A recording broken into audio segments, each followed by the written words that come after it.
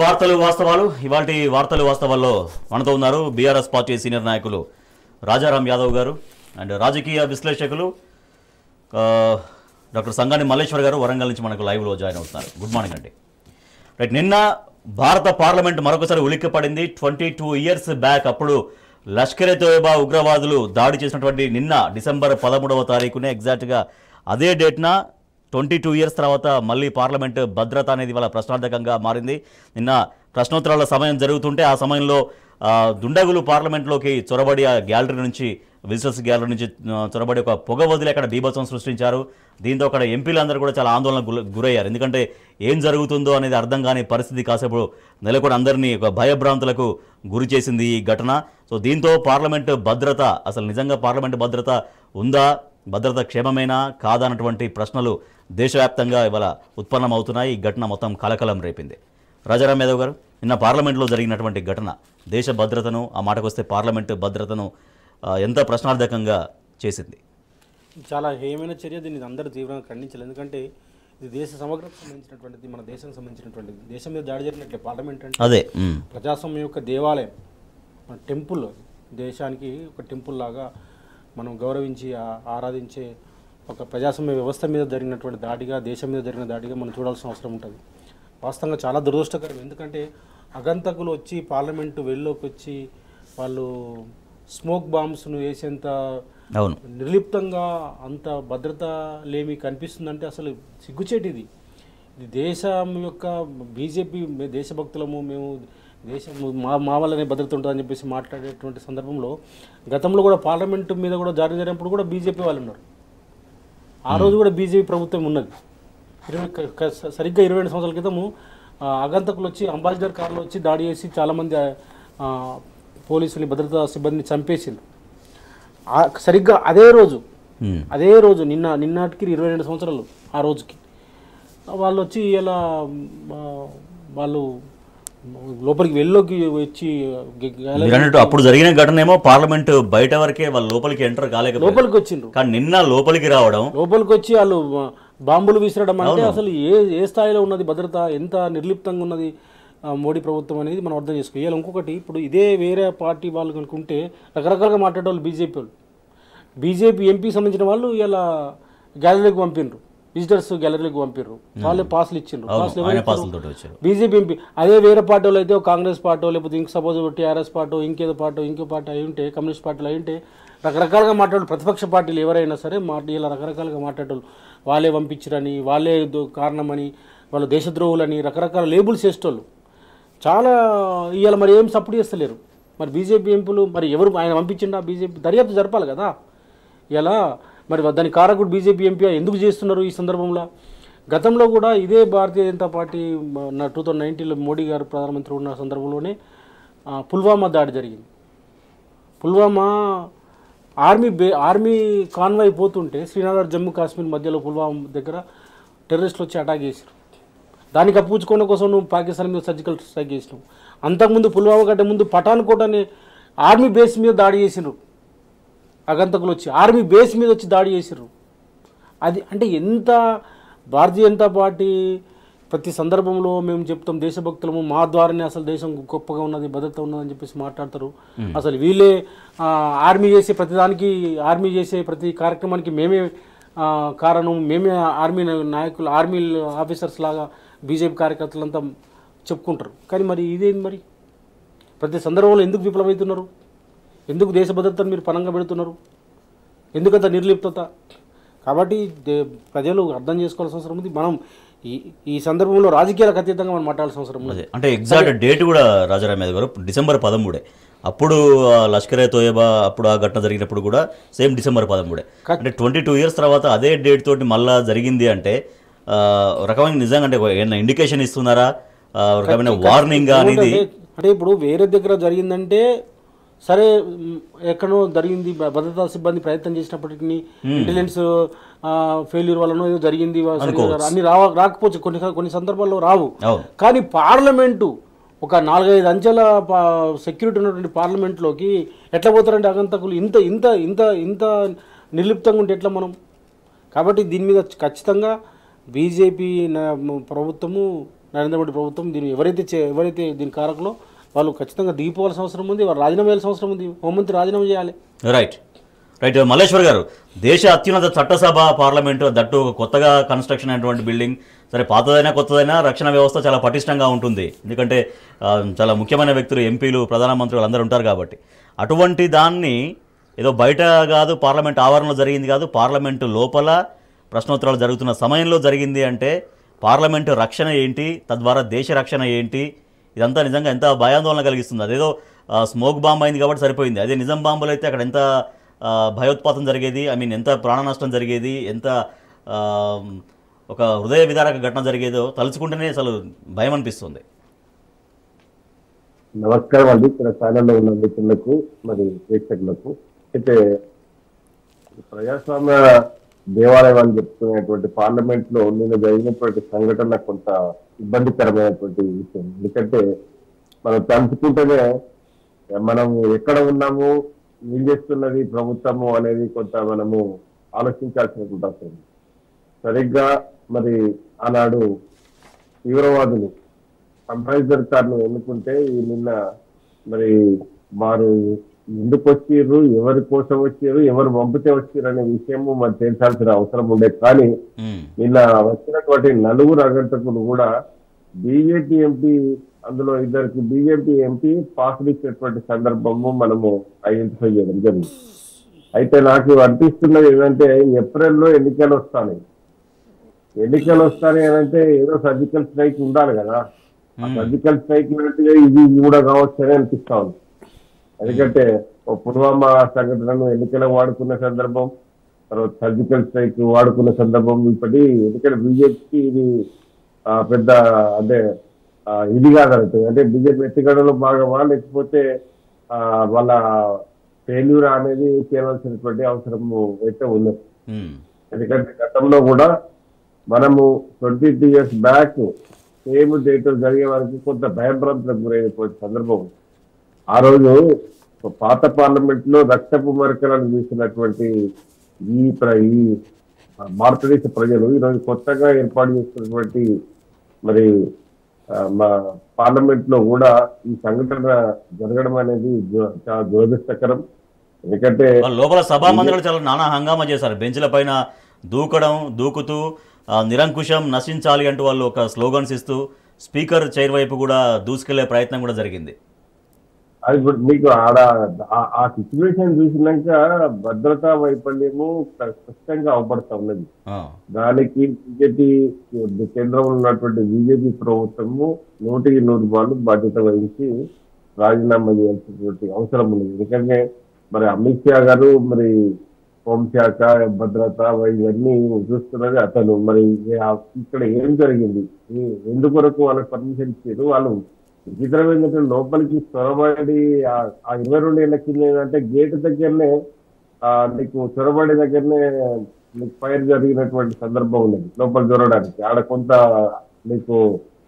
కానీ ఇక్కడ మాత్రం లోపలికి ఏకంగా లోపలికి వచ్చి నానా హంగామా చూస్తే ఒక బందిపోట్లు, వీధి పొడి దొంగల్లాగా బీభత్సం చేసినటువంటి, అంటే వాళ్ళ మూమెంట్ చూస్తే చాలా భయంకరంగా ఉన్నది. ఎందుకంటే వాళ్ళ చేతిలో ఏమైనా మారణాయుధాలు కనుక జరిగితే నిన్న చాలా ప్రాణహాని జరిగేది. అటువంటి సందర్భము ఏదైతే ఇప్పుడు వాళ్ళు ఏదో హల్చల్ చేయడానికి చేసిరా, లేకపోతే గత 22 ఏళ్ల దాడిని గుర్తు చేయడానికి చేసిరా, చేసిరా అనేది కొంత మనం చూడాల్సినటువంటి అవసరం ఉన్నది. ఏదేమైనప్పుడు కూడా ఇప్పుడు నిన్న జరిగిన సంఘటన చాలా దురదృష్టకరము. దానికి నైతిక బాధ్యత వహిస్తూ మరి బీజేపీ వాళ్ళు మరి ఏం నిర్ణయం తీసుకుంటారు.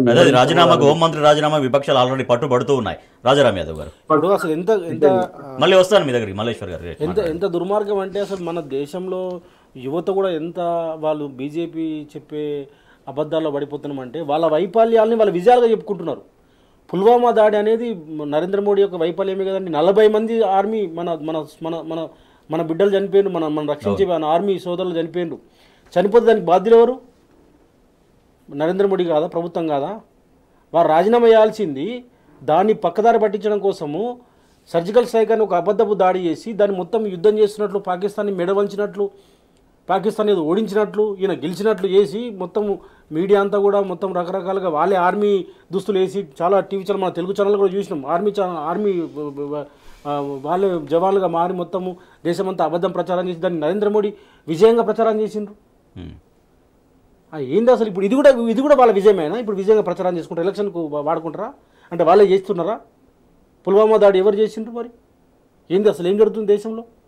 అంటే నీ భద్రతా వైఫల్యంతో నీ అసమర్థతో దాడులు జరుగుతాయి, నువ్వు దాన్ని విజయంగా చెప్పుకుంటావు. పఠాన్కోట్ అనేది ఒక ఆర్మీ బేస్ దాని మీద దాడి జరుగుతుంది. అదే ఇప్పుడు వాళ్ళు ప్రయోగించిన మన స్మోక్ బాంబుకి నిజమైన బాంబుకి పెద్ద తేడా ఏం లేదు. అంతే కదా. అదే నిజమైన బాంబు అయితే ఏం కావాలి? అంతే కదా. అదే నిజమైన బాంబు అయితే వాళ్ళ పార్లమెంట్లో ఎంత విధ్వంసకాండ జరిగేది. సో అదే అందరిలో ఆందోళన కలిగిస్తున్నటువంటి విషయం. వారికి నరేంద్ర మోడీ గారికి మేకప్ మీద ఉన్నది, డ్రెస్ల మీద రోజు షర్టు రోజు ప్యాంట్లు వేసుకుని మార్చే దాని మీద ఉన్నది శ్రద్ధ ప్రజల భద్రత మీద లేదు కదా. కనిపిస్తుంది కదా మనకు ఎంత వైఫల్యం, ఘోరమైన వైఫల్యం కదా.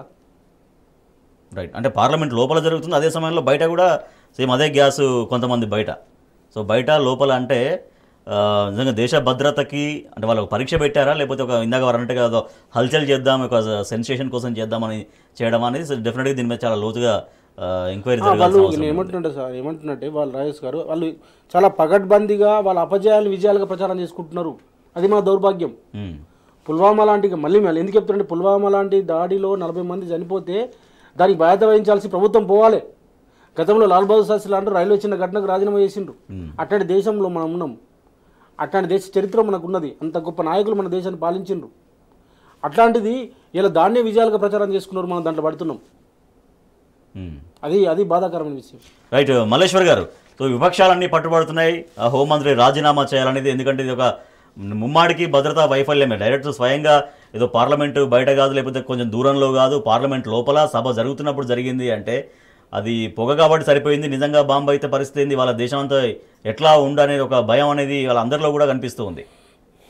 ఇంకా రాబోయే రోజుల్లో ఎటువంటి సెక్యూరిటీ మెజర్మెంట్స్ ఎట్లా మరింతగా భద్రంగా పాటించాల్సిన అవసరం ఉంది?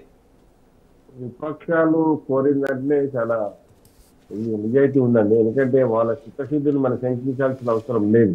ఎందుకంటే ఈరోజు మీకు బయట మీరన్నట్టు గేట్ అవుతానో లేకపోతే ఢిల్లీ కేంద్రంగానో ఇక్కడ జరిగితే కొంత ఇంత చర్చ జరిగేది కాదు. కానీ పార్లమెంట్ జరుగుతున్న సమయంలో మీకు లోపలికి రావడమే ఒక గగనం. అటువంటి దాంట్లో లోపలికి రావడము, పార్లమెంటు సభ్యులు నీకు ఎంపీ లోకసభ సభ్యులు పోవాల్సినటువంటి దాంట్లోకి ఎట్లా అలో చేసారు, మరి భద్రత ఏ రకంగా పనిచేస్తుంది అనేది మనం చూడాల్సినటువంటి అవసరం ఉంది. కానీ ఇప్పుడు మీకు ఈ విషయంలో కొంత అంటే మీకు ఇప్పుడు మనకు ప్రగతి భవన్ కు కంచె వేసారు, ప్రగతి భవన్ కు గేట్లు బందోబస్తు చేసారు, పర్మిట్ సెటప్ ఉన్నదని ఒక ఆరోపణ చేసుకుంటూ వచ్చింది.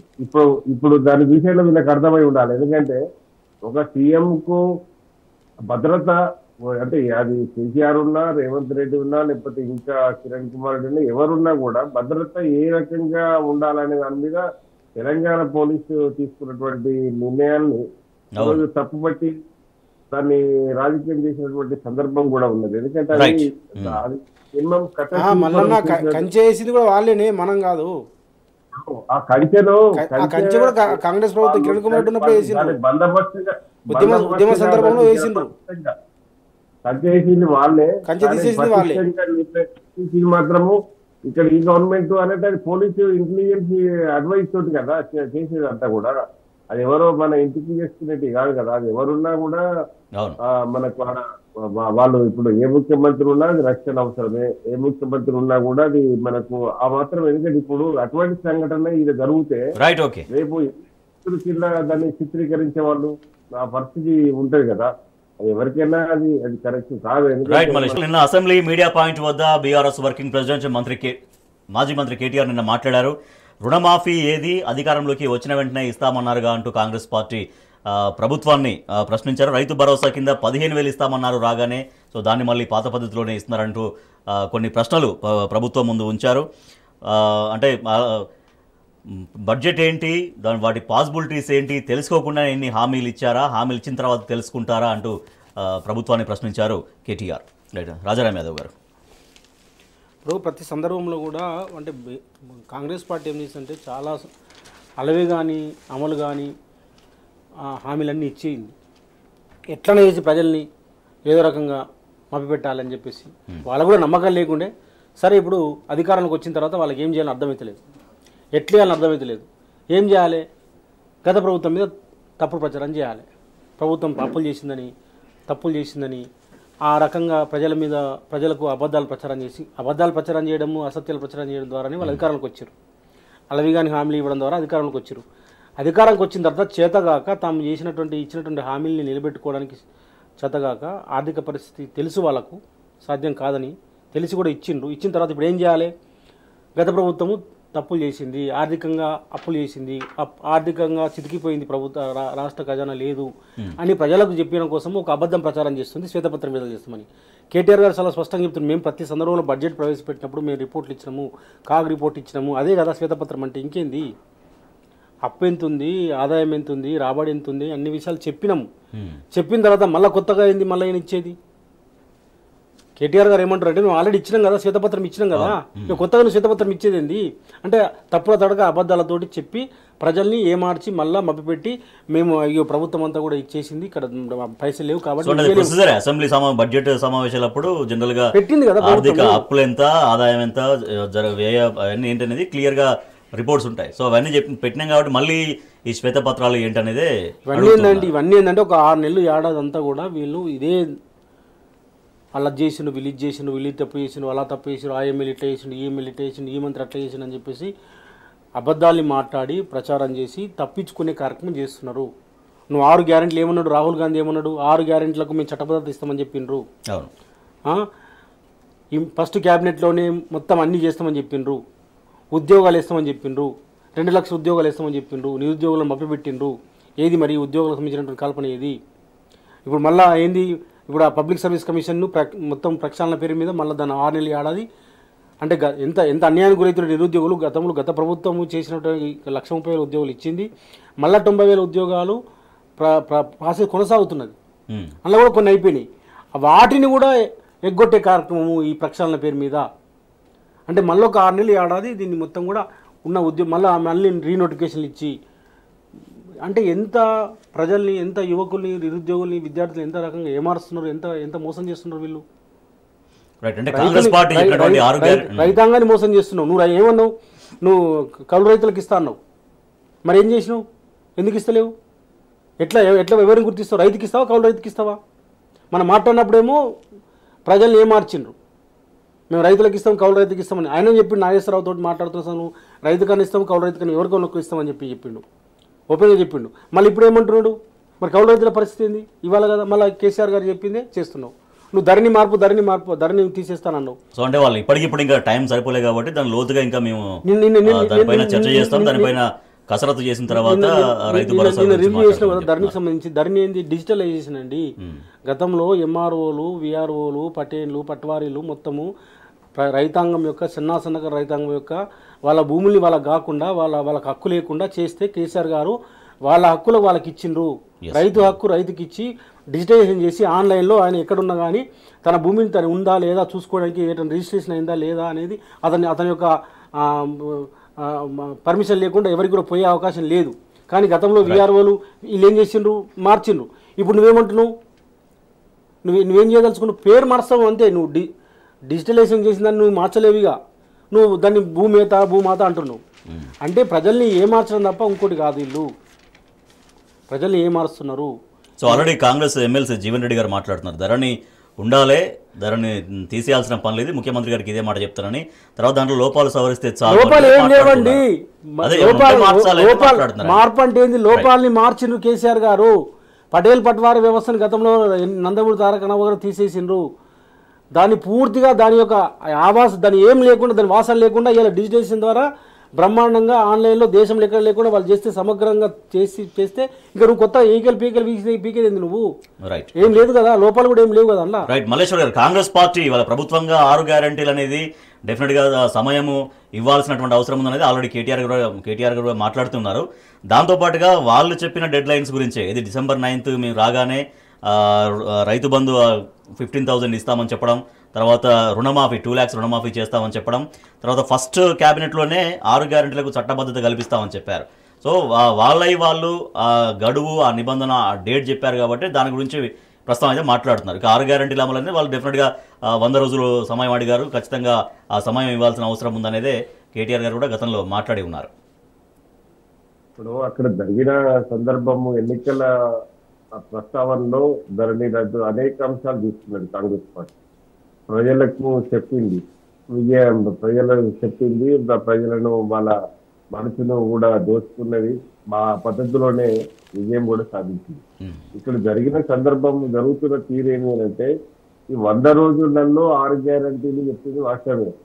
అయితే అందులో చట్టబద్ధత ముందే తీసుకుంటామన్నది ఇంతవరకు చట్టబద్ధత దానికి ప్రయత్నం చేయట్లేదు. ఒకటి ఏదంటే ఆ రైల్వే మనకు బస్సుల్లో ఫ్రీ, మహిళలకు ఫ్రీ జర్నీ ఒకటి ఇంప్లిమెంట్ చేసారు. దాన్ని అయితే ఆ ఫ్రీ జర్నీ కూడా దాంట్లో క్లారిటీ లేదు. వాస్తవంగా అందరి మహిళలకు ఇవ్వడం వల్ల కూడా కొంత నష్టమే జరుగుతూ ఉన్నది. ఎందుకంటే ఈ రోజు ₹1,00,000 జీతం తీసుకున్నటువంటి మహిళలు 50,000 తీసుకున్నటువంటి పేద మహిళలకు ఇస్తే చాలా స్వాగతించాలి. ఎందుకంటే అది ప్రభుత్వం కాంగ్రెస్ ఉన్నా, బీఆర్ఎస్ ఉన్నా, ఇంకా బీజేపీ ఉన్నా కూడా స్వాగతించాలి. అయితే ఇక్కడ ఏమైందంటే ఆ రోజు మనము ఈ దళిత బంధు లాంటి స్కీమ్ హుజరాబాద్ ఇంప్లిమెంట్ చేసినప్పుడు ఇదే ప్రతిపక్షాలు, ఇదే విపక్షాలు గగ్గోలు పెట్టినాయి ఆనాడు. ఎందుకంటే ఈ ఎంప్లాయీస్ కి ఇవ్వడం ఏంది, దళిత బంధుకు ఒక ప్రామాణికం లేదు అని దాన్ని. ఇప్పుడు కూడా ఈ మహిళలకు రిజర్వేషన్, మన బస్సు ఫ్రీ జర్నీలో కూడా అటువంటిది జరుగుతూ ఉన్నది. ఇక్కడ ఏదేమైనప్పటికీ కూడా ఈ 100 రోజుల వాళ్ళ సమయం తీసుకున్నది కనుక 100 రోజులలో ఇప్పుడు ఒకటి బస్సుది దాన్ని నియమ నిబంధనలు కరెక్ట్ లేవు. ఎందుకంటే వాస్తవంగా ఎంప్లాయీస్ ఇవ్వడం వల్ల పేద మహిళలు నీకు మార్నింగ్ 8 నుంచి 10 వరకు బస్సులు చాలా రద్దీగా అవుతా ఉన్నాయి. అది ఫ్రీ జర్నీ చేయడం వల్ల ఆఖరికి నాకు తెలిసి ఏంటంటే మహిళలకు 2 వీలర్స్ ఉన్నాయి కూడా పక్కన పెట్టి పెట్రోల్ వస్తుందని ఈ మన ఎంప్లాయీస్ నీకు బస్సు జర్నీ చేస్తున్నటువంటి సందర్భం కొంత అవపడతా ఉన్నది. తర్వాత మనకు వాళ్ళు నిజంగానే వాళ్ళకి వద్దని అనట్లే, కానీ వాళ్ళకి ఆర్థిక స్తోమత ఉన్న వాళ్ళు దీన్ని అవైలబుల్ దాన్ని అవైల్ చేసుకోవడానికి మనము కొంత వ్యతిరేకించాల్సినటువంటి అవసరం ఉన్నది. దాంట్లో ఎందుకంటే ఇప్పటికే ఆర్టీసీ చాలా నష్టాలలో ఉన్నది. దాన్ని మరి గట్టెక్కియాలనంటే కొంత నీకు కొంత పర్సెంటేజ్ పేదలకు అవకాశం ఇచ్చుకుంటూ వీళ్ళని కొంత కట్టడి చేయాల్సినటువంటి అవసరం ఉంది. అదే పద్ధతిలో మరి రైతు బంధు కాడికి వచ్చింది. రైతు బంధు కాడికి వస్తే ఒక రకంగా చెప్పాలంటే రైతు బంధు కాంగ్రెస్ ప్రభుత్వము మరి మనకు బిఫోర్ ఎన్నికలు లేదంటే మీరు రైతు బంధు ఎన్నికల కమిషన్ ఆపితే మీరు 4 రోజులు ఆగండి, 10,000 తీసుకునేది మనకు 5,000 తీసుకునేది 7,500 ఇస్తాము అని చెప్పడం జరిగింది. ఇక్కడికి వచ్చేసరికి ఏంటంటే ఆడ విధి విధానాలు ఖరారు కాలేదని కౌలు రైతుల వాటా అంటే కౌలు రైతులు అసలు ఇంత కౌలు రైతులు ఎవరు, నీకు రైతు కూలీలకు, తర్వాత కౌలు రైతులకు, యజమానికి, మరి వీళ్ళందరూ ఎట్లా వేరు చేస్తారనేది ఒకటి. ఎవరున్నారు, ఎట్లా ఉన్నారు, ఎంత ఉన్నారు అనేది తెలుసుకోలేని పరిస్థితి ఉన్నది కనుకనే ఈ రోజు ఆపినమని చెప్పడం జరిగింది. కానీ అక్కడ మీకు అసలు విషయం ఏంటంటే ఈ 15,000 ఈ ఉన్నట్టుగా ఇంప్లిమెంట్ చేస్తే 11,000 కోట్ల రూపాయలు కావాలి. ఇప్పుడు ఇదే ఈ 70 లక్షల మందికి ఆ 15,000 తోటి అయితే 11 కోట్ల అవసరం ఉన్నది. ఇప్పుడు ప్రభుత్వం ఖజానాలో రెవెన్యూ లేదు కనుకనే ఈ పద్ధతిలోనే పద్ధతిని అనే ఒక విమర్శ మాత్రం ఇప్పటికే వస్తా ఉన్నది.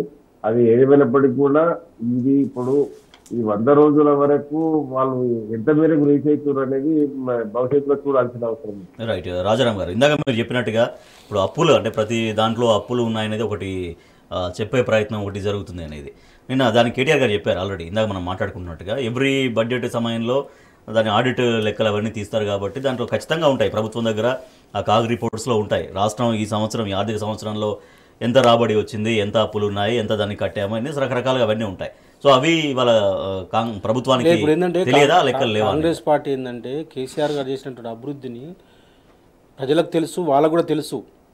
ఒక నీళ్లు లేక ఎండిపోయినటువంటి ఎడారిలాగా ఉన్నటువంటి తెలంగాణను నీళ్ళు ఇచ్చి, సాగునీరు ఇచ్చి, తాగునీరు ఇచ్చి, కరెంట్ 24 గంటలు కరెంట్ ఇచ్చి, మొత్తం కూడా రోడ్లు అన్ని రకాలుగా డెవలప్ చేసి, అలా హైదరాబాద్ను డెవలప్ చేసి అనేక సంక్షేమ కార్యక్రమాలు చేసిన తర్వాత వాళ్ళకు అద్భుతంగా ఒక బంగారము ఒక పల్లెంలో ఇలా ఒక అభివృద్ధి చెందిన తెలంగాణ అప్పయిపోయిన తర్వాత దీన్ని కేసీఆర్ గారు మేము బృదాల కార్యక్రమంలో భాగంగా ఇదంతా చేస్తున్నారు వాళ్ళు. కేసీఆర్ గారు ఏం చేయలేదని చెప్పడం కోసం, చేసిన దాన్ని మసిబూసి మారిగా చేయడం కోసము ఈ రకాలుగా మాట్లాడుతున్నారు. ఎంత గొప్పగా ఇవాళ వాళ్ళ చేతిలో ఉంది అంటే ఎంత మంచి బ్రహ్మాండంగా చేసుకోవచ్చు వాళ్ళు చేయాలనుకుంటే. కానీ వాళ్ళు ఎప్పుడు చేయడం వాళ్ళకి చేత కాదు కాబట్టి అసలు అభివృద్ధి అనేది వాళ్ళ డిక్షనరీలో లేదు, సంక్షేమం అనేది వాళ్ళ డిక్షనరీ లేదు, రైతు అనేది వాళ్ళ డిక్షనరీ లేదు. అది ఎప్పుడో తీసేసిండ్రు. ఎప్పుడో నెహ్రూ గారు ఉన్నప్పుడు కొంతకాలం జై జవాన్ జై కిసాన్ లాంటి నినాదాలు ఇచ్చి కొంత ప్రయత్నం చేశారు. కొంత పంజాబ్ హర్యానా లాంటి ప్రాంతంలో కొంత వ్యవసాయ విప్లవం తీసుకొచ్చి కొంత ఆ రోజు తిండికి కరువు ఉండే పరిస్థితి కదా, తిండి లేని పరిస్థితిలో కొంత గోధుమల ఉత్పత్తి వరి ఉత్పత్తి చేసిరు, అయిపోయింది, వదిలేసారు. తర్వాత దేశంలో 50 వాళ్ళు వదిలేసిన తర్వాత 50 సంవత్సరాల నుంచి ఎవరు కూడా రైతుల గురించి మాట్లాడినో లేడు. ఇలా రైతుల గురించి మాట్లాడి రైతును రాజు చేసే కార్యక్రమంలో భాగంగా ఇలా రైతును రాజు చేసిండు కేసీఆర్ గారు. చేసిన తర్వాత వీళ్ళు వచ్చిన తర్వాత మళ్ళీ ఆ రైతు యొక్క గోసిపేలుగా ఊడవడానికి ప్రయత్నం చేస్తున్నారు. వీళ్ళు రైతులకు వ్యతిరేకులు, వీళ్ళు పేద రైతాంగానికి ఇంకా వ్యతిరేకులు. వీళ్ళు పేరుకే మేము రైతులు అని చెప్పుకుంటారు కానీ వీళ్ళు ఎవరు వ్యవసాయం చేసిన వాళ్ళు గారు, వీళ్ళకి ఎద్దు కోసం తెలియదు. ఆ క్రమంలో ఇలా మొత్తం కూడా కేసీఆర్ గారి మీద చేసినటువంటి అభివృద్ధిని పక్కదారి పట్టించడం కోసము ఇలా చేయలేక చేతగాక మేమేం కేసీఆర్ గారు అప్పులు పాలు చేసిండ్రు, అది చేసిర్రు, ఇది చేసిర్రు, మరి డబ్బులు లేవు అని ఒక అబద్ధం ప్రచారం. దాంట్లో భాగం ఒక పచ్చ మీడియా ఉన్నది, ఇక్కడ తెలంగాణ వ్యతిరేక మీడియా ఉన్నది. వాళ్ళు విపరీతంగా ప్రచారం చేస్తున్నారు. ఇలా ట్రాన్స్కో జెన్కోలో అప్పు ఉన్నది, 8,000 కోట్ల అప్పు ఉంది, 2,000 కోట్ల అప్పు ఉంది. ఇలా 24 గంటలు కరెంట్ ఇవ్వడం కోసం కేసీఆర్ గారు ఎన్ని తిప్పలు పడ్డారండి. నరేంద్ర మోడీ లాంటి వాళ్ళు మీటర్లు పెట్టమంటే 25,000 కోట్లు ఇవ్వకుండా కానీ తాను భరించి తను మొత్తం కూడా ఆ రోజు మన దేవతలకు రాక్షసులకు యుద్ధం జరిగితే గలాన్ని తన విషాన్ని కనుక కంఠంలో పెట్టుకున్నట్టుగా కేసీఆర్ గారు మొత్తం అంతా కూడా బాధనంతా కూడా తను దిగమింగి రైతులకు ఏమాత్రం ఇబ్బంది పడకుండా అవి తీసుకొచ్చింటాడు కొంత అప్పు. మరి ప్రభుత్వం చెప్పే ఉంది రాజారాం ఎక్కువ అప్పులు చేసే రాష్ట్రాల నుంచి జాబితాలో థర్డ్ ప్లేస్. ఇదంతా జరగాలంటే మరి ఎట్లా చేస్తామండి? అంటే నువ్వు చేయలేక, నువ్వు ఇవ్వలేక 24 గంటల కరెంట్ నువ్వు ఎగ్గొట్టడం కోసము మళ్ళీ గదే 3 గంటల కరెంట్ ఇవ్వడం కోసం అన్ని డ్రామాలు ఆడుతున్నారు మీరు. రైతులకు రైతు బంధు ఎగ్గొట్టడానికి డ్రామాలు ఆడుతున్నారు, రైతు బీమా ఎగ్గొట్టడానికి డ్రామాలు ఆడుతున్నారు, పేదలకు పింఛనీకి ఇవ్వకుండా ఎగ్గొట్టడానికి డ్రామాలు ఆడుతున్నారు. మీరు ఏమి చేయలేరు కదా మీరు. అందుకోసం ఇవన్నీ డ్రామాలు ఆడి ఇలా ఎగ్గొట్టాలని ప్రయత్నం చేస్తున్నారు. 2023-24 ఆర్థిక సంవత్సరానికి సంబంధించి వివిధ రాష్ట్రాల బడ్జెట్లను ఆర్బీఐ విశ్లేషించింది. దాంట్లో సొంత పన్నుల్లో అగ్రస్థానంలో తెలంగాణ ఉంది. సొంత పన్నుల ఆదాయం వాటా చూస్తే 2021-22లో 73.2%, 22-23లో 72.8%, 2023-24లో 72.7% ఉన్నట్లు ఆర్బీఐ తెలిపింది. సో సొంత పన్నుల రాబడిలో తెలంగాణ అగ్రపదంలో ఉంది అనేది ఈ ఆర్బీఐ చెప్పినటువంటి నివేదికలోని సారాంశం. మరోపక్క 9 ఏళ్ల ఆర్థికం దేశానికి ఆదర్శం అంటూ తెలంగాణ స్టేట్ ఏ గ్లాన్స్ పుస్తకంలో రాష్ట్ర ప్రభుత్వం వెల్లడించింది. ఈ మేరకు ఇటీవల రాష్ట్ర ఉప ముఖ్యమంత్రి ఆర్థిక శాఖ మంత్రి అయినటువంటి బట్టి విక్రమార్క ఈ పుస్తకాన్ని రిలీజ్ చేశారు. దాంట్లో తెలంగాణ ఈ 9 సంవత్సరాల కాలంలో సాధించినటువంటి ఆర్థిక ప్రగతి అనేది దాంట్లో ఆవిష్కరించబడింది. రైట్, రాజారాం యాదవ్ గారు, మనం ఈ 2 అంశాలు మనం చూస్తున్నాం. ఒకటి ఆర్బీఐ వెల్లడించినటువంటి నివేదిక అంశము, తర్వాత తెలంగాణ స్టేట్ ఏ గ్లాన్స్ పుస్తకాన్ని స్వయంగా బట్టి విక్రమార్క ఆవిష్కరించిన దాంట్లో 9 ఏళ్ల ఆర్థికం దేశానికి ఎట్లా ఆదర్శంగా మారింది, తలసరి ఆదాయం ఎట్లా పెరిగిందని సవివరంగా దాంట్లో పొందుపరచబడి ఉన్నాయి. కేసీఆర్ గారు 2 విషయాల్ని పటాపంచాలు చేసిండు, 2 అపోహల్ని పటాపంచాలు చేసిండు. అంటే ఒక తెలంగాణ వాళ్ళు పాలించుకోలేరు, తెలంగాణ ఏర్పడితే చీకటి అవుతుంది, తెలంగాణ అయిపోతే ఇదంతా మత కళలు అయితే నక్సలైట్ రాజ్యం వస్తుందని ఆంధ్రలో శాపనాదాలు పెట్టిండు.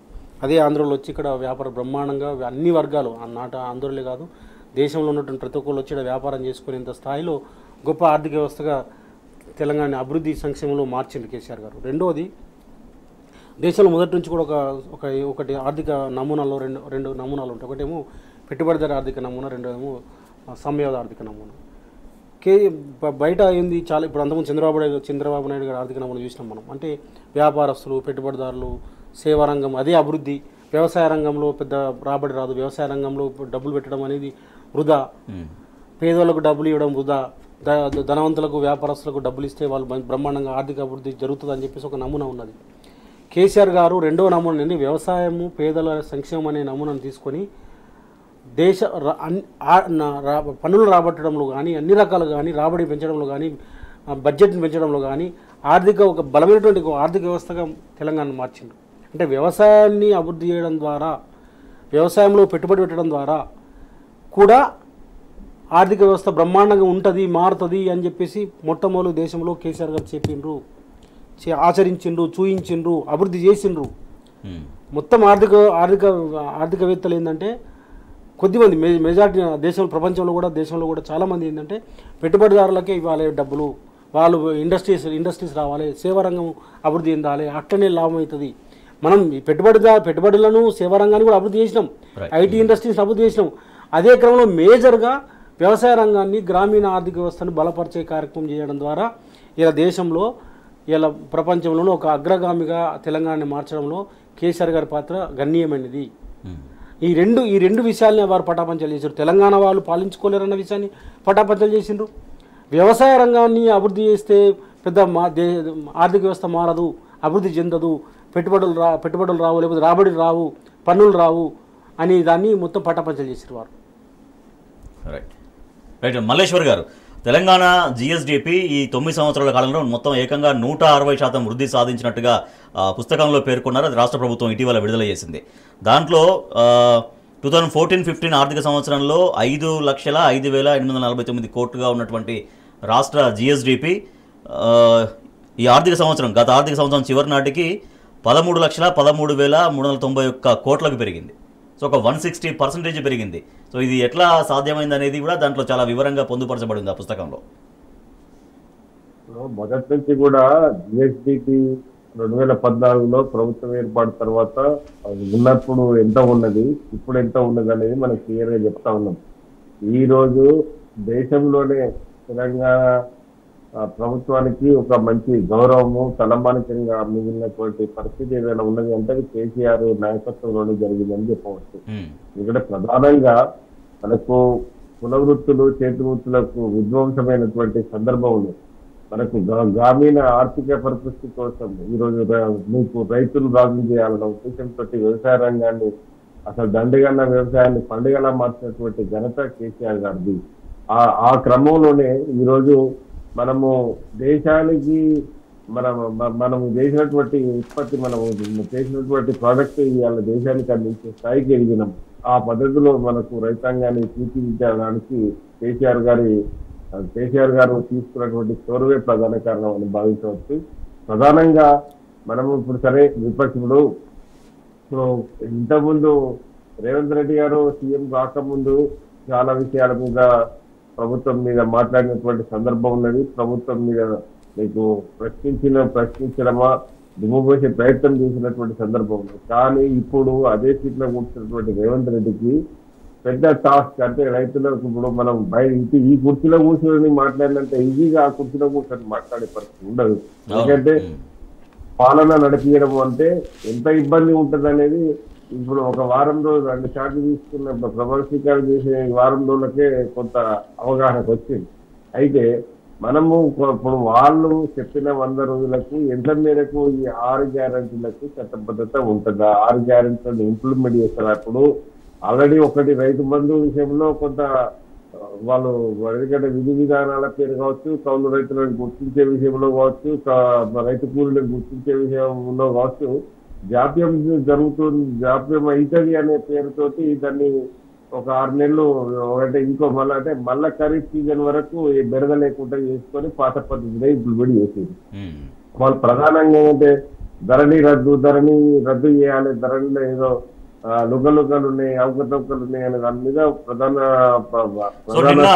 దానిపై ధరణి పైన ఒక రివ్యూ జరిగింది. దాని ధరణి పైన సమగ్ర నివేదిక అందించండి అంటూ ముఖ్యమంత్రి ఇక్కడ ఆదేశాలు జారీ చేశారు అధికారులకు. దాంతోపాటుగా ఒక కమిటీ ఏర్పాటు చేయాలి శాశ్వత పరిష్కారం కోసం. దానిలో ఉన్నటువంటి ఇందాక మనం మాట్లాడినట్టుగా కాంగ్రెస్ ఎమ్మెల్సీ జీవన్ రెడ్డి గారు మాట్లాడుతున్నారు, ధరణి అనేది తీసేయాల్సిన పని లేదు, ఉండాలి, ఏమైనా చిన్న చిన్న లోపాలు ఉంటే దానిలో సవరించుకోవాలి, తర్వాత మళ్ళీ విఆర్ఓ వ్యవస్థ తీసుకురావాలనేది ఆయన మాట్లాడుతున్నారు. పట్వారీ వ్యవస్థ నీకు పాత వ్యవస్థలకు దాన్ని వదిలేసే కదా ఈ ధరణి వ్యవస్థను, అసలు విఆర్ఓ వ్యవస్థ కానీ ఇట్లా అవకతవకలు జరుగుతున్నాయి, రైతులకు మేలు జరిగే పని జరగట్లేదు అని దాని మీద ధరణి చాలా పటిష్టంగా, చాలా సాంకేతిక పరంగా చాలా పటిష్టంగా. అయితే సరే కాంగ్రెస్ చెప్పినట్టు ఇప్పుడు మనకి ప్రతిపక్షంలో ఉన్నప్పుడు ఆ చేసినంత ఆరోపణలు ఇప్పుడు ఒక జీవన్ రెడ్డి గారు మాట్లాడేవారిలో ఏంటంటే కొంత క్లారిటీ ఉన్నది. ఎందుకంటే ధరని బాగానే ఉన్నది కానీ కొంత తప్పులు ఉన్నాయి అన్నట్టు తప్పులను రెక్టిఫై చేసుకోవడానికి ఏ ప్రభుత్వమైనా ఎందుకు వెనుకాడుతుంది చెప్పండి. దానికి ఏంటంటే కావాలని మనము ఏదో దాన్ని బురద వేసే ప్రయత్నం చేయడం అనేది కరెక్ట్ కాదు. ఎందుకంటే ధరణిలో ఉన్నటువంటి దాంట్లో చాలా మంది దాదాపుగా 90% ధరణిని స్వాగతించినటువంటి సందర్భం ఉన్నది. ధరణితోటి బెనిఫిట్ పొందినటువంటి పరిస్థితి ఉంది. కాకపోతే ఏదైతే చిన్న చిన్న మిస్టేక్స్ ఉన్నాయో అవి రెక్టిఫై చేసుకొని మరి మళ్ళా వచ్చే మరి రైతు బంధు కరెక్ట్ సీజన్ వరకైనా రెక్టిఫై చేసి దాన్ని అమలు చేస్తారని నేను అనుకుంటున్నా. ఎందుకంటే ఈ రోజు ఒక రకంగా చెప్పాలంటే ధరణి ఇప్పుడు వాళ్ళు రేవంత్ రెడ్డి గారి దూకుడును చూసి గతంలో మరి ఇప్పుడు సీఎం గా బాధ్యతలు తీసుకున్న తర్వాత ఇప్పుడు ఆ రెక్టిఫై చేసే దాంట్లో కొంతమంది భూస్వాములకు మాకు రైతు బంధు పడుతుందో పడదో అనే ఒక నిరాశ నిష్క్రోలతో ఉన్న వాళ్లకు ఒక రకంగా చెప్పాలంటే భూస్వాముల బడికి సాగు సంజీవిని ఒక చివరి తడిలాగా అందించింది. ఎందుకంటే మళ్ళీ పాత పద్ధతిలో అంటే ఇప్పుడు ఎప్పుడు కూడా మనం మాట్లాడినంత ఈజీగా ఉండదు. ఒక పాలకుడిగా మాట్లాడడం వేరు, ఒక ప్రతిపక్ష నేతగా మాట్లాడడం వేరు. ఇవన్నీ కూడా భవిష్యత్తులో ఇంకా చాలా చూసే పరిస్థితి వస్తూ ఉంటుంది. ఎందుకంటే మనకు ప్రజలు కూడా గమనిస్తూ ఉంటారు. ఏమంటే గతంలో కూడా చాలా సందర్భాల్లో కేసీఆర్ గారు చెప్పారు, తెలంగాణలో 195% సన్నాసిన్నకర రైతులు ఉన్నారు, 5-10 ఎకరాల రైతులే ఉన్నారని చెప్పారు. దాన్ని ఎండార్ చేసిన రేవంత్ రెడ్డి గారు కూడా అమెరికాలో మాట్లాడుతూ, న్యూయార్క్లో మాట్లాడుతూ 195% తెలంగాణలో సన్నాసిన్నకర రైతులే, వాళ్ళకి 3 గంటల కరెంట్ సరిపోతుందని చెప్పేసి మాట్లాడిన సందర్భం. ఇప్పుడు కలు రైతుల్ని ఎట్లా విభజన చేస్తారండి వీళ్ళు? ఎన్ని సమస్యలు వస్తాయి నిజంగా. మీరు 6 నెలలు కనీసం 6 నెలలు కనుక వాళ్ళు చేయగలిగితే వాళ్ళు గొప్పగా సాధించినట్లే. ఒకవేళ ఇది ముట్టుకుంటే వాళ్ళు కథమైపోతారు. ఎట్లా కౌలు రైతులు ఎవరు? రాష్ట్రంలో సన్నక రైతులే ఎక్కువ ఉన్నారు. 190% అంతా కూడా రైతాంగం ఉంది, సన్నక రైతాంగం ఉంది. 5 ఎకరాలు 10 ఎకరాలు నువ్వు ఏ గ్రామన్నా తీసుకో, ఎవరు కూడా 50 ఎకరాలు 100 ఎకరాల రైతులు ఎవరు లేరు. అందరూ 10 ఎకరాలు 20, ఎవరన్నా ఇద్దరు ఊరు ఒక గ్రామంలో యూనిట్ తీసుకుంటే ఆ గ్రామంలో ఒక 5-10 మంది తప్ప. నేను ఊర్లో మొన్న ఎలక్షన్ ప్రచారం చేసినప్పుడు కూడా చాలామంది మాట్లాడితే నేను అన్నా, మీ పక్క ఊర్లో కానీ మీ ఊర్లో కానీ ఎక్కడ ఉన్నారు 20 ఎకరాల రైతులు ఎవరు ఉన్నారు, ఎంతమంది ఉన్నారంటే 2-3 ఉన్నారని చెప్పిండ్రు. అంటే వేల మీద లెక్క పెట్టచ్చు. కాబట్టి నువ్వు ఇప్పుడు కౌలు చేసేదే తక్కువ ఉన్నది, ఎక్కడైనా కౌలు చేసుకుంటే తక్కువ మంది చేస్తున్నారు. ఇప్పుడు ఎవరికి యాజమాన్యం హక్కు ఇస్తావు? రేపు వాడికి ఏ రకంగా ఇద్దరికి ఇస్తావా, ఒక్కరికి ఇస్తావా? ఇస్తే ఎవరికి ఇస్తావు? ఎవరిని గుర్తిస్తావు నువ్వు? అంటే రైతుకు ఎగనామం పెడతావా, లేకపోతే కౌలుదారికి ఎగనామం పెడతావా? ఇవన్నీ సమస్యలు ఉంటాయని చెప్పేసి బ్రహ్మాండంగా రైతులకు ఇచ్చే కార్యక్రమం కేసీఆర్ గారు చేసి, పేదలకు సంక్షేమంలో ఆ కౌలు కానీ కూలీలకు కానీ రైతు కూలీలకు కానీ చేసే కార్యక్రమం, పింఛన్ కానీ ఇట్లాంటివన్నీ చేసుకుంటూ వచ్చింది కేసీఆర్ గారు. దళిత బంధు కార్యక్రమం, బీసీ బంధు కార్యక్రమం ఇట్లాంటివి చేసి పేదలను ఒక సెక్షన్గా, రైతులను ఒక సెక్షన్గా చేసి ఏ సమస్య లేకుండా బ్రహ్మాండంగా చేసిండు. నువ్వు ఎట్లా చేస్తావు? గందరగోళం చేస్తావా? నువ్వు కౌలు రైతులకు ఎట్టిస్తావు, రైతులకు ఎట్టిస్తావు? రేపు నువ్వు కౌలు రైతులు మళ్ళీ తీసుకొస్తే, గతంలో పట్వారీ పటేల వ్యవస్థలో ఉన్న పద్ధతిలో తీసుకొచ్చి నువ్వు పెడితే వాళ్ళందరూ రేపు మళ్ళీ యాజమాన్యం హక్కు అడుగుతారు కదండి కౌలు రైతులు. రైతుల నోట్లో మన్ను కొడతావా నువ్వు? కాబట్టి ఇవన్నీ కూడా ఏంటంటే వాళ్ళు ఏదో రకంగా కేసీఆర్ గారిని బదనాం చేయడం కోసం తీసుకొచ్చారు. వాళ్ళే కేసీఆర్ గారు చేసింది నిజమైందని, వాస్తవమైందని వాళ్ళే ఒప్పుకున్నారు. ఇవాళ ఎందుకు రైతులకు డైరెక్ట్ రైతు బంధు వేసేసిండ్రు? ఇలా మళ్ళీ ధరణిలో ఏం లోపాలు లేవు, పెద్ద లోపాలు ఏం లేవు అని ఎందుకు మాట్లాడుతున్నారు? వీళ్ళు పేరు మారుస్తారు అంతే. ధరణిని మంచి సిస్టమ్ కదండి, డిజిటలైజేషన్ చేయడము, ఆన్లైన్లో చేయడము. ధరణి స్టార్ట్ అయిన దగ్గర నుంచి కూడా దాంట్లో ఉన్నటువంటి ఏమన్నా అవి ఉంటే కూడా దాన్ని చేంజ్ చేసుకుంటూ వస్తుంది. ఇది బీఆర్ఎస్ గవర్నమెంట్ ఉన్నప్పుడు కొత్త మాడ్యూల్స్ పెట్టారు, దాంట్లో కొత్త ఏమన్నా సమస్యలు ఉత్పన్నం అయితే అప్డేట్ చేసుకుంటూ వచ్చారు. జీవన్ రెడ్డి గారు మాట్లాడడానికి రేవంత్ రెడ్డి గారు నిన్న రివ్యూ చేసిన దానికి ఏం తేడా ఉన్నది? నువ్వు పేరే మారుస్తావు అంతే. కేసీఆర్ గారు చేసిన దానికి నువ్వు పేరు మారుస్తావు. ధరణి కేసీఆర్ గారు పెడితే నువ్వు ఇంకో పేరు మారుస్తావు అంతే. ఇప్పుడు అంతకుముందు దేశం ముఖ్యమంత్రులు ప్రధానమంత్రులు మారినప్పుడు పథకాల పేరు మారుస్తారు కదా, ఇందిరాగాంధీ పేరు, రాజీవ్ గాంధీ పేరు, వాజ్పేయి పేరు. ఇప్పుడు కేసీఆర్ గారి పేరు మార్చి నువ్వు రాజీవ్ గాంధీ పేరు మారుస్తావు అంతే తప్ప ఇంకా ఏం నువ్వు కొత్తగా చేసేది ఏం లేదు. కేసీఆర్ గారు చేసింది ద బెస్ట్. ఒకవేళ నువ్వు దాన్ని మారిస్తే నువ్వు కూలిపోతావు, నువ్వు ఉండవు. ప్రజలు తిరుగుబాటు చేస్తారు. నువ్వు ధరణిని మార్చు, నువ్వు పటవారీ వ్యవస్థ తీసుకురా. ఈ తెలంగాణలో కాంగ్రెస్ పార్టీ ఎట్లుంటో చూస్తారు ప్రజలు, పేదలు చూస్తారు, బీసీలు చూస్తారు. గతంలో దానికి వ్యతిరేకంగానే కదా పార్టీలు మార్చి గతంలో కొత్త వాళ్ళు వచ్చింది. ఎన్టీ రామారావు లాంటి వాళ్ళు ఎందుకు వచ్చిండ్రు? నీ పటేల్ పట్టువారి వ్యవస్థలో వచ్చినటువంటి దుర్మార్గాలకు వ్యతిరేకంగానే కదా వచ్చింది ఆ రోజంతా. ఈ తెలంగాణ ఎందుకు వచ్చింది? అందుకోసం మీరు చేసిన అకృత్యాలకు వ్యతిరేకంగానే కదా వచ్చింది. మళ్ళీ నువ్వు అవి తీసుకొస్తావా? తీసుకురండి, ఎట్లా తీసుకొస్తారు? నువ్వు ధరని మార్చు, పటేల్ పట్టువారి వ్యవస్థ తీసుకురా. నువ్వు కౌలు రైతులకు ధరని ఏదో టోటల్గా రద్దు చేసే పరిస్థితి ఏం కనిపించట్లేదు. వాళ్ళ ఎన్నికల ప్రచారంలో చెప్పారు ధరని రద్దు చేస్తాం, వాళ్ళకు కూడా తెలుసు ఇదే బెస్ట్ అని. అయితే మళ్ళీ దానిపైన దాంట్లో వాళ్ళకు కూడా తెలుసు ఇదే బెస్ట్ అని. వ్యవస్థ తీసుకొచ్చే పరిస్థితి పేరు మారుస్తారు సార్, పేరు మారుస్తారు అంతే, వాళ్ళు ఏం చేయరు. ఎస్ మల్లేశ్వర్ గారు కంక్లూడ్ చేయండి చివరిగా. హలో హలో వినిపిస్తుంది, చెప్పండి మల్లేశ్వర్ గారు. హలో హలో వినిపిస్తుంది, వాయిస్ వినిపిస్తుందా మల్లేశ్వర్ గారు? చూడండి మాట్లాడండి. అదే అంటే వాళ్ళు ఎన్నికల ప్రచారంలో కాంగ్రెస్ పార్టీ ఎన్నికల ప్రచారంలో ధరని తీసేస్తామని చెప్పారు, కానీ ధరని తీసేసి కొత్త వ్యవస్థ తీసుకొచ్చే పరిస్థితి మాత్రం కనిపించట్లేనట్టే కనబడుతుంది. ధరణికి కొన్ని ఏమన్నా వాళ్ళు ఏమన్నా యాడ్ చేయడమా లేకపోతే ఏదైనా జరగవచ్చు తప్పించి ధరణిని మాత్రం తీసేసే పరిస్థితి కనిపించట్లేదు అని ఒక విశ్లేషణ, చర్చ. ఇప్పుడు ధరణి విషయంలో వాళ్ళు ఎలక్షన్ ముందు ఉన్నంత దూకుడు ఇప్పుడు ఎలక్షన్ అంటే నీకు ప్రమాణ స్వీకారం చేసిన తర్వాత అది కొంత దాని మీద రివ్యూ చేసే ప్రయత్నం చేస్తా ఉన్నారు, కానీ పూర్తిగా ధరణిని తీసేయాలనే ఆలోచన కొంత అంటే వాయిదా వేసుకున్నట్టే అనిపిస్తా ఉన్నది. ఎందుకంటే ఇప్పుడు ధరణి రైతు బంధును ఆల్రెడీ ఇప్పుడు మనకు ఇంప్లిమెంట్ చేయడానికి మనకు నడుస్తా ఉన్నది. ఎందుకంటే పాత పద్ధతిలోనే నడుస్తా ఉన్నది కనుక ఇప్పుడు వాళ్ళు చేసేదంతా కూడా ఏంటంటే ధరణిలో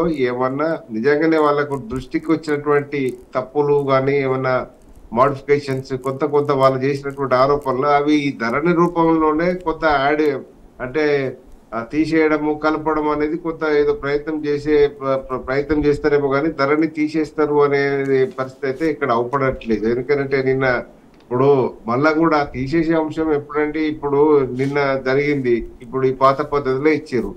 మళ్ళా ఖరీఫ్ సీజన్ మళ్ళా జూన్ జూలై ముచ్చట వరకు కదా అంటే అప్పటి వరకు పార్లమెంట్ ఎన్నికలు అయిపోతాయి.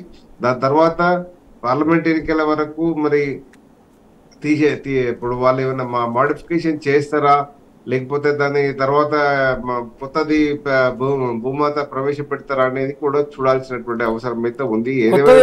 పేరు మార్చి ఉంటది అన్న, పేరు మార్చే ఉంటది, ఇప్పుడు ధరణి పేరులో భూమాత వస్తది అంతేగాని అంటే కూడా భూమాతనే, ధరణి అంటే భూమాతనే.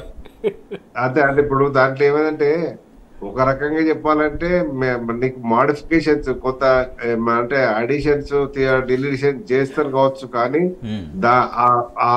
ఆ సాఫ్ట్వేర్ ఆ వ్యవస్థ అంతా కూడా యథావిధిగా ఉంటది. ఎందుకంటే ఇప్పుడు కౌలు రైతులను గుర్తించడానికి తర్వాత ఇప్పుడు రైతు కూలీలను గుర్తించడానికి యథావిధిగా మనకు సమయం లేదు, మనకు పాతదే ఇవ్వమని చెప్తా ఉన్నటువంటి కాంగ్రెస్ ప్రభుత్వానికి చిన్న విన్నపం ఏంటంటే ఒకటే రోజు సమగ్ర కుటుంబ సర్వే ద్వారా ఒక రోజు మనము రాష్ట్రం అంతా సర్వే చేపించి డేటా తీసుకున్నటువంటి సందర్భం ఉన్నది. మరి ఇప్పుడు అటువంటి సందర్భం ఒక్క రోజులో తీసుకోవచ్చు కదా. ఏది కౌలు రైతులను మీరు ఈ రోజు పొద్దుటి నుంచి ఎంట్రీ కౌలు రైతులు ఎంతమంది ఉంటారు ఊరుకు? నీకు ఇప్పుడు పంచాయతీ అంతా కూడా ఇప్పుడు ఏంటంటే కౌలు రైతులకు ఆసాములకు భూసాములకు పంచాయతీ వచ్చే పరిస్థితి ఉన్నది. అది కొంత ప్రభుత్వం పసిగట్టే దీన్ని కొంత టైం తీసుకొని దాన్ని ఎట్లా సక్సెస్ చేయాలని దాని మీద కొంత చూస్తున్నట్టు అవపడతా ఉన్నది. ఎందుకంటే అది కూడా కాంగ్రెస్ పార్టీ ఎంత మళ్ళీ ఇప్పుడు కాంగ్రెస్ పార్టీ ఏం చేస్తుందంటే ఇప్పుడు వాళ్ళ వాళ్ళ వాళ్ళ అనాలోచితంగా చేసిన నిర్ణయాల వల్ల రైతులు కౌలు రైతుల పాపం వాళ్ళ నోట్ల మట్టగొట్టే పరిస్థితి ఉన్నది. వాళ్ళ కౌలు ఇచ్చే పరిస్థితి లేదు, భయపడుతున్నారు మాకు రైతు బంధు రాదని చెప్పి.